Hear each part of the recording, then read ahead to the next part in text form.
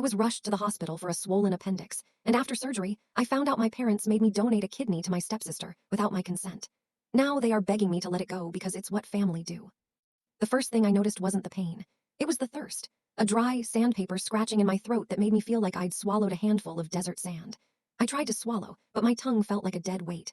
I tried to open my eyes, but the hospital lights were aggressive, stabbing through my eyelids like needles. "She's waking up," a voice said. It was soft, professional, a nurse. "Finally," another voice said, my mother, but her tone wasn't relieved. It was tight, anxious. The way she sounded when she was trying to hide a stain on the carpet before guests arrived. I forced my eyes open. The blur resolved into the standard sterile white of a recovery room, beeping monitors, the smell of antiseptic and old coffee. My mom was standing by the bed, clutching her purse with white-knuckled hands. My stepfather, David, was packing near the window. "Mom," I croaked, my voice was a wreck. "Oh, thank God," she said, rushing over to stroke my hair. Her hand felt cold. "You gave us such a scare, Maya. A ruptured appendix is no joke." My appendix, right. The memory hit me in a fragmented wave. I'd been at work. I was a barista at a coffee shop downtown when the pain had doubled me over. Sharp, stabbing agony in my lower right abdomen. I'd vomited in the break room sink. My manager had called my emergency contact, Mom, and she and David had picked me up. I remembered the car ride, screaming at every pothole. I remembered the ER, the chaos, the doctor saying they needed to operate immediately. I shifted in the bed, expecting the dull ache in my lower right side. But the pain wasn't where I expected it. It wasn't a localized throb in my groin. It was a massive, searing band of fire wrapping around my flank and back. It felt deep. Too deep. I winced, gasping. "Why does my back hurt?" Mom froze. Her hand stopped stroking my hair. She exchanged a quick, panicked look with David. "Referred pain," David said quickly, too quickly. He turned from the window, putting on his best concerned father face. "The doctor said the gas they use to inflate your stomach. It travels. It causes back pain. Totally normal." I tried to nod, but something in my gut, what was left of it, screamed that he was lying. I knew David. I knew his salesman voice. He used it when he was trying to convince clients that a termite-ridden house was a fixer-upper. He was using it on me now. I tried to sit up, fighting the fog of anesthesia. "I need water."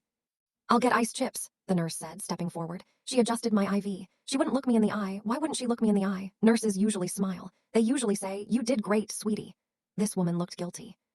"Where is Dr. Evans?" I asked. "I want to ask him why it hurts so much." "He's busy, Maya," Mom said, pressing me back into the pillows. "Just rest. You need to heal. You did a big thing today." A big thing? Getting an organ removed because it exploded wasn't a big thing. It was a routine emergency. "Where is Chloe?" I asked. My stepsister. The golden child. The reason I lived in a studio apartment on the bad side of town while she lived in the pool house. "Did you tell her I'm okay?" "Chloe is recovering," Mom said. "Recovering?" I frowned. "Recovering from what? Was she sick again?"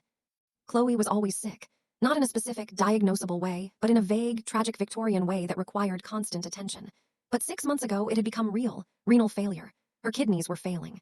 She needed a transplant. The room went dead silent. The beeping of the heart monitor seemed to speed up, matching the rising panic in my chest. "Mom," I said, my voice trembling, "why is Chloe recovering?" David stepped forward. He looked imposing, blocking the light from the window. "Maya, listen to me. We didn't have a choice. It was an emergency." "What was an emergency?" "The matching," Mom blurted out, tears suddenly spilling down her cheeks. "They did the blood work when you came in for the appendix. Standard procedure. And the doctor. He said you were a perfect match. A 6-point match. Better than we ever hoped." My blood ran cold. I pushed myself up, ignoring the tearing pain in my side. No, I told you." I said no. I had said no, explicitly, loudly. 6 months ago, when Chloe's diagnosis came in, they had sat me down at the dinner table, the same table where they made me eat off mismatched plates while Chloe got the fine china and asked for my kidney. They didn't ask, they expected. "It's for your sister," Mom had said. "She has so much potential. She's starting law school. You're finding your path." I had refused, not just because they treated me like the scrap of the family, the spare part kept around for emergencies, but because of the history. My aunt Mom's sister had died of sepsis after a minor surgery. Her body couldn't handle infection. I had the same genetic markers. I had the same weak immune system. Any major surgery was a roll of the dice for me. I had told them this. I had screamed it. I could die on the table. I could die from an infection.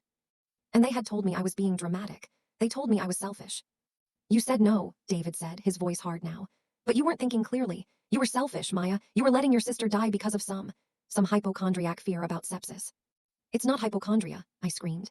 "Aunt Sarah died. I have the same markers." "We couldn't wait," Mom sobbed. "She took a turn, Maya. While you were in surgery for the appendix, her levels crashed. The doctor said she might not make it through the week, and you were right there. You were already under anesthesia. It was a sign. It was God's will."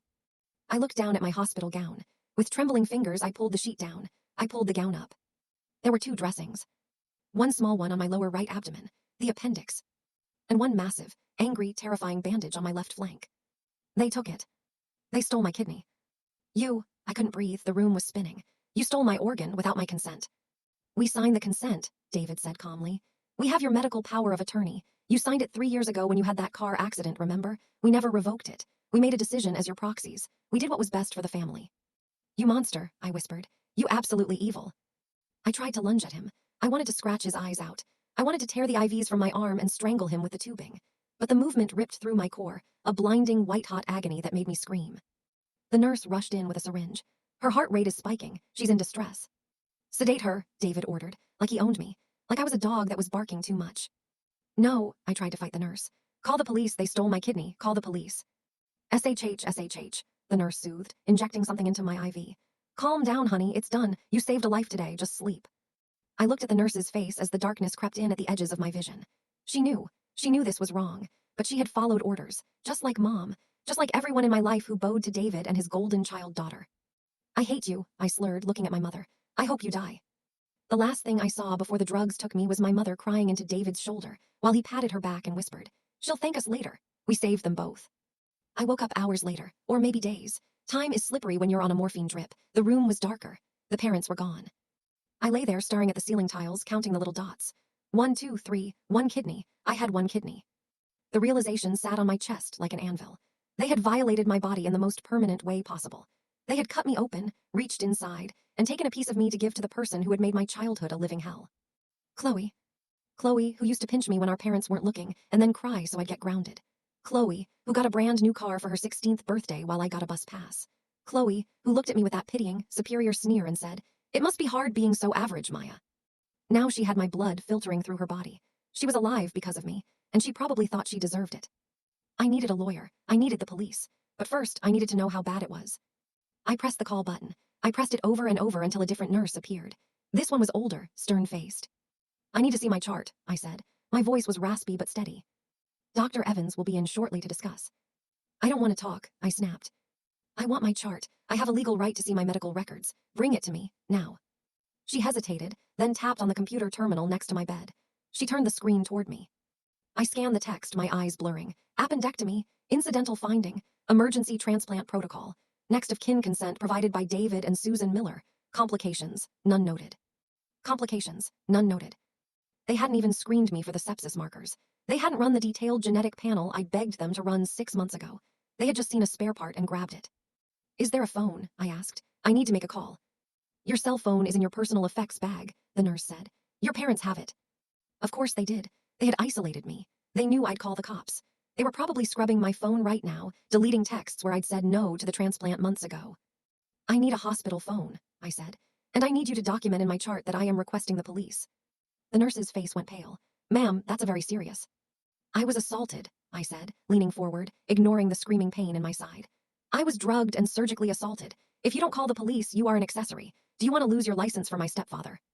She stared at me. She saw the fire in my eyes, the absolute scorched earth rage. I'll get the charge, nurse, she whispered and hurried out.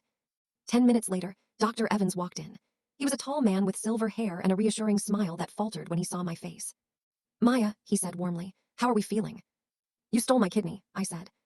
He sighed, pulling up a stool. Maya, your parents explained the situation. I understand you're upset about the expedited nature of the procedure, but medically it was a beautiful surgery. Your sister is responding magnificently. The kidney began producing urine immediately. I don't care if she's pissing gold, I spat. I did not consent. I explicitly refused this surgery months ago due to a family history of post-operative sepsis.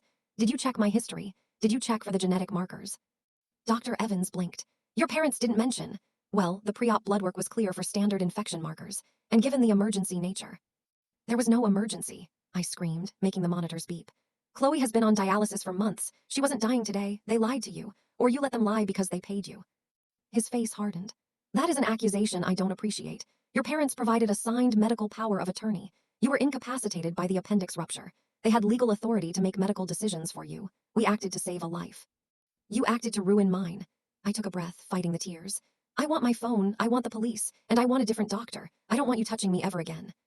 Dr. Evans stood up, straightening his coat. He looked annoyed now. I'll have the patient advocate come speak with you, but Maya, try to see the bigger picture. You're a hero. Don't spoil it with theatrics. He walked out. Theatrics. I lay back trembling. My body felt hot, too hot. I touched my forehead. It was clammy. I looked at the incision site on my flank. The bandage looked tighter than before. My skin felt sensitive, prickly. The fear, cold and sharp, pierced through the rage. Sepsis. It starts with a fever. Then the chills. Then the confusion. My aunt had died within 48 hours of her symptoms starting. Her organs had shut down one by one. I looked at the heart monitor, 115 beats per minute, resting. My temperature displayed on the screen, 99.8, rising. It was happening. The door opened again. I expected the patient advocate, or the police. Instead, the door pushed open and a wheelchair rolled in. Pushing it was David. Sitting in it, looking pale but victorious, was Chloe. She was wearing a pink silk robe. She had a blanket over her lap. She looked weak, but her eyes were bright, predatory. Maya, she squealed, her voice raspy. Oh my God, look at us, we're twins now. David wheeled her right up to my bed. He was beaming. Look at this, he said, tears in his eyes. My girls together, whole. Get out, I whispered. Don't be like that, Chloe said, pouting. Mom told me you were being dramatic about the consent thing. But seriously, Maya, thank you. I feel cleaner. I can feel it working. It's like I have a piece of your energy inside me. That made me want to vomit. You knew, I accused her. You knew I said no. Chloe shrugged, a tiny, elegant shrug. I knew you were scared, but Mom said you'd get over it. And honestly, I needed it more. You were just wasting it working at a coffee shop. I'm going to be a lawyer, Maya. I'm going to do things. You stole a body part, I said, my voice rising. You are a thief. We're family, David boomed, his hand resting protectively on Chloe's shoulder. Family does what is necessary. We make sacrifices. I was the sacrifice, I yelled. I was the lamb you slaughtered so your golden child could live. You're alive, aren't you? David snapped. Stop acting like a martyr. You lost a kidney, not a heart. You'll be fine. We'll pay your rent for a few months while you recover. Consider it a bonus. I don't want your money, I said. I want my life back. Suddenly, a wave of dizziness hit me so hard the room tilted 45 degrees. My teeth started to chatter. Uncontrollable, violent shivering. Cold, I gasped. I'm cold. David rolled his eyes. Oh, stop it. It's 72 degrees in here. No, I stuttered. Fever, shaking. Chloe looked at me, her brow furrowed. Daddy, she looks really pale, like gray. She's just working herself up, David said dismissively. Maya, calm down. But I couldn't calm down. The heat was exploding inside me now. My vision was tunneling. The beeping of the monitor accelerated. Beep, beep, beep, beep. Nurse, Chloe yelled. Actually yelled. Maybe she didn't want her spare parts factory to shut down completely. The stern nurse ran in. She took one look at me, shaking violently, sweat drenching the sheets, and looked at the monitor. Temp is 103, she shouted. BP is dropping, 80 over 50. Code blue team to room 304, possible septic shock. David's face went white. Septic but, Dr. Evans said. Get them out, the nurse yelled, pushing David and the wheelchair back. Get them out of here now. As my vision went black, the last thing I saw was David's terrified face. Not terrified for me. Terrified because he realized I wasn't lying. Terrified because if I died, his perfect little narrative of the heroic family sacrifice would turn into a manslaughter charge. Good, I thought as the darkness swallowed me. Let it burn. The darkness wasn't peaceful. It was a chaotic fever dream hellscape. I dreamed I was being disassembled like a Lego set. David was taking my arms, Mom was taking my legs, and Chloe was wearing my torso like a jacket.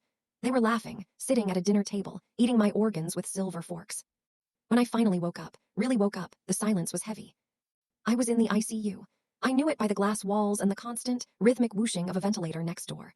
I wasn't intubated, but I had an oxygen mask on my face and more tubes coming out of me than a sci-fi villain. My body felt like it had been run over by a truck, then reversed over, then set on fire. But the shivering was gone. I turned my head. Sitting in the chair in the corner wasn't my mother. It wasn't David. It was a police officer. He was reading a magazine, his uniform crisp and intimidating.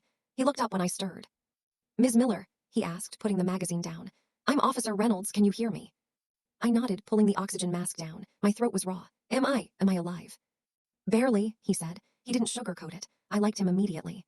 You've been in and out for 3 days. Severe sepsis. Your body nearly shut down completely. The doctor said if you hadn't been already in the hospital, you would have been dead in hours. 3 days. My parents, I rasped. Where are they? They're in the waiting room, Reynolds said. They've been trying to get in to see you. I've been stationed here to make sure they don't. I let out a breath I didn't know I was holding. Thank you. The hospital administration called us, Reynolds said, pulling out a notepad. After you went into shock, the charge nurse filed a report. She said you claimed the organ donation was coerced, that you didn't consent. I didn't, I said, tears pricking my eyes. I went in for an appendix. I woke up without a kidney. They used a power of attorney I signed years ago. Reynolds frowned. We looked into that, the power of attorney. Your stepfather presented a document dated 3 years ago, yes, but we also found something else. We pulled your medical records from your primary care physician. There's a note from 6 months ago. You explicitly discussed the risks of donation with your doctor and documented your refusal. I did, I said. Dr. Holloway, I told him my parents were pressuring me. That note saves you, Reynolds said. And it damns them. Medical power of attorney allows them to make decisions in your best interest when you are incapacitated. Removing a healthy organ from a patient with a known history of sepsis risk is not in your best interest. It's battery, aggravated assault, and since they transported the organ across the hall, potentially trafficking. Trafficking, the word hung in the air, heavy, ugly. Are they arrested? I asked. Not yet, Reynolds said. We needed your statement. We needed to know if you wanted to press charges. It's a messy case, Maya. They're claiming they thought they were saving you the guilt of saying no. They're claiming it was an act of love. It wasn't love, I said, my voice getting stronger. I was spare parts. I was the scrap heap. They knew I could die. They just didn't care as long as Chloe lived. I looked at the ceiling. I want to press charges. I want to press every single charge you have. Assault, battery, theft, fraud, everything. Reynolds nodded, closing his notebook. I'll get the DA on the phone. Do you want to see them? They're claiming they need to explain. I thought about it. I thought about David's smug face. I thought about Mom's fake tears. I thought about Chloe's new energy. Yes, I said. Let them in, but don't leave the room. Reynolds opened the door. They came in like a hurricane. Mom looked disheveled, her makeup smeared. David looked tired, his tie loosened. Chloe wasn't with them. Maya, Mom cried, rushing toward the bed but stopping when Officer Reynolds stepped between us. Oh, my baby, we were so worried. They wouldn't let us see you. You almost killed me, I said. My voice was cold, dead. It was a complication, David said, holding up his hands. A rare reaction, Dr. Evans said. Dr. Evans is going to lose his license, I cut him off, and you are going to prison. The silence that followed was absolute. David's face went from concerned to purple in a second. Prison, he laughed, a nervous, barking sound. Don't be ridiculous, we're your parents. We made a hard call. You can't send your parents to prison for saving your sister. She's not my sister, I said. She's your daughter. I'm just the incubator you kept around in case she broke. After everything we've done for you, Mom spat, her sadness vanishing instantly, replaced by the vitriol I was used to. We put a roof over your head. We fed you. You fed me so I'd be healthy enough to harvest, I said. Did you plan it? Did you wait for me to get sick or injured so you could drug me and take it? We took an opportunity, David yelled. Chloe was dying. You were wasting your life anyway. Who cares if you have one kidney? You're a barista. Chloe is going to be a lawyer. Her life has more value. There it was, the truth, naked and ugly. Officer Reynolds stepped forward. Sir, step back. No, David shouted. She needs to understand. You ungrateful little brat, we gave you purpose. You should be thanking us. I'm pressing charges, I said again, staring David in the eye. And I'm suing you for everything. The house, the cars, the pool house Chloe loves so much. I'm going to take it all to pay for the dialysis I might need when my remaining kidney fails because of the infection you gave me. David lunged. He actually lunged. He reached over the rail, his hands grabbing for my throat. You ungrateful bitch. Officer Reynolds moved fast. He slammed David against the wall. Thud. The sound of handcuffs clicking was the sweetest music I'd ever heard. David Miller, you are under arrest for assault and battery, Reynolds recited. Mom started screaming. No, David, you can't. Maya, tell them to stop. He's your father.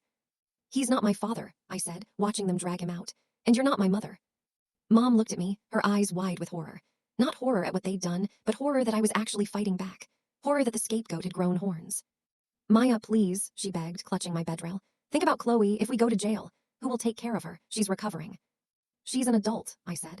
And she has a brand new kidney. She can get a job. She can figure it out just like I had to. You're destroying this family. Mom wailed as a second officer escorted her out. There was no family, I whispered to the empty room. There was just a cult of Chloe. 5 months later, my parents were charged to court. The ADA wanted to charge them earlier, but he wanted to wait for me to get a little bit better and strong enough to appear in court. A judge signed a restraining order against my parents ever trying to contact me or reach me. I was walking with a cane. The sepsis had done permanent damage to my joints. My left side still ached when it rained. I get tired easily. I couldn't stand for 8-hour shifts at the coffee shop anymore. But I was free. The legal battle was ugly. It was all over the news.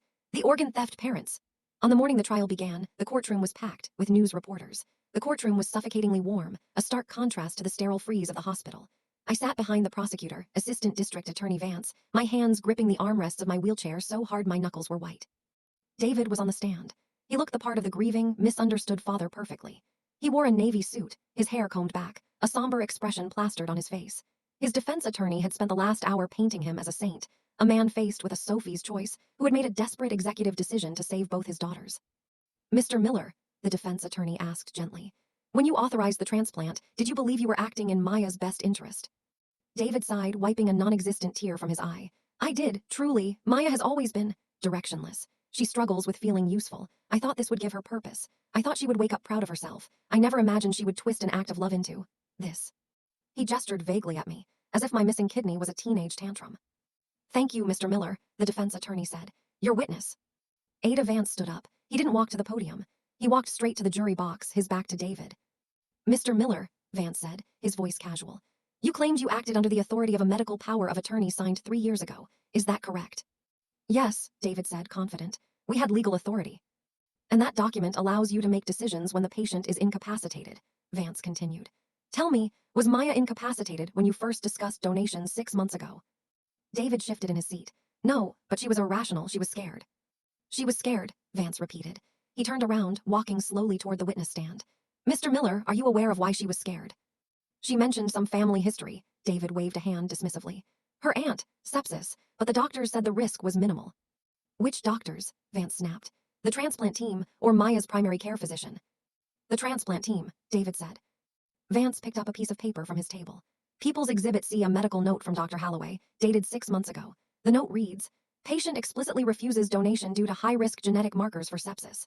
Patient feels pressured by family. Advised patient that coercion invalidates consent.'" Vance looked up. "Did you know about this note?" "No," David said, his voice tighter. "She didn't show me that." "Of course she didn't," Vance said. "Because she knew you wouldn't care. Now, let's talk about the day of the surgery. You claim it was a lucky coincidence that Maya had appendicitis on the exact same day Chloe went into critical failure." "It was a miracle," David insisted. "God's timing." "God's timing," Vance mused. He walked back to the table and picked up a tablet. "Mr. Miller, do you recognize this text message exchange?" David squinted at the screen. I don't know." "It's from your phone," Vance said. "Sent to your wife, Susan, 2 days before the surgery. It reads, 'Don't worry about the wait list. I'm handling it. Just make sure Maya comes to Sunday dinner. I'll make the smoothie.'" The courtroom went dead silent. Even the judge leaned forward. "Sunday dinner," Vance said. "That was the day before Maya's appendix ruptured. The day she got violently ill at work. Tell me, Mr. Miller, what was in the smoothie?" David's face went from confident to ash gray. "Kale," he stammered. "Spinach, it was just a health drink." "We tested the residue in the blender pitcher found in your dishwasher," Vance said, his voice dropping to a dangerous growl. "We found traces of ipecac and a high concentration of magnesium citrate. Laxatives and emetics, Mr. Miller, strong enough to cause severe abdominal cramping, strong enough to mimic, say, a gastrointestinal emergency." "Objection," the defense attorney screamed, jumping up. "Speculation." "Overruled," the judge barked, staring at David. "You poisoned her," Vance said, pointing a finger at David's chest. "You didn't wait for a miracle. You manufactured a medical crisis. You poisoned your stepdaughter to get her into a hospital bed, hoping the doctors would mistake her symptoms for appendicitis so you could use the anesthesia as a cover to steal her organ." "No," David shouted, sweat beading on his forehead. "It was an inflamed appendix, the pathology report said." "The pathology report said mild inflammation consistent with irritation," Vance cut him off. "Not a rupture. There was no rupture until the surgeon went in. You gambled with her life." Vance walked back to his table and slammed the file shut. "One last question, Mr. Miller. You said you did this for family. That family makes sacrifices. But you didn't donate your kidney, did you?" I wasn't a match," David stuttered. "Actually," Vance smiled, a cold, shark-like smile. "We subpoenaed your medical records too. You were a match, a 4-point match. Not as good as Maya, but viable. Why didn't you donate, Mr. Miller?" David opened his mouth, but no words came out. He looked at the jury. He saw the disgust on their faces. He looked at Mom in the gallery, who was sobbing into her hands. "I'll tell you why," Vance said softly. "Because you are a narcissist who views his daughters as livestock, one for show and one for parts." "I saved her," David screamed, standing up in the witness box, his composure shattering completely. "She was a nobody, a barista. Chloe is going to be a Supreme Court justice. I made the executive decision. I am the head of this household." "You are a butcher," Vance said. "No further questions." The judge banged the gavel as the gallery erupted. I watched David crumble back into his seat, realizing for the first time that his executive decision had just cost him his life. He looked at me then, really looked at me. And for the first time in 20 years, he didn't look at me like I was scrap. He looked at me like I was the person holding the axe. David got 15 years. Mom got 10 as an accomplice. I was awarded damages enough to set me up for a while and help me through my recovery phase. Dr. Evans had already lost his license and was awaiting his own trial. And Chloe. I checked my phone. I had a voicemail from a blocked number. I knew who it was. She called once a week, usually drunk, usually crying. I played it. "You ruined my life, Maya," Chloe's voice slurred. "Dad's accounts are frozen. Mom is in jail. I had to drop out of law school because I can't pay the tuition. Are you happy? You have a scar. I have nothing." I deleted the message. She didn't have nothing. She had my kidney. She had life. She just didn't have anyone to pay for it anymore. I sat on a park bench and looked at the scar on my side through my shirt. It was ugly. It was jagged. It was a map of the worst betrayal imaginable. But it was also a reminder. I had survived the surgery. I had survived the sepsis. I had survived them. They tried to take pieces of me until there was nothing left, but they forgot one thing. The scrap is always the toughest part. The spare part is the one that has to endure the most friction. I stood up, leaning on my cane. I had a job interview at a library, a sitting job, quiet, peaceful. I wasn't whole. I never would be again. But for the first time in my entire life, I was mine. Every remaining inch of me belonged to me. And that was enough.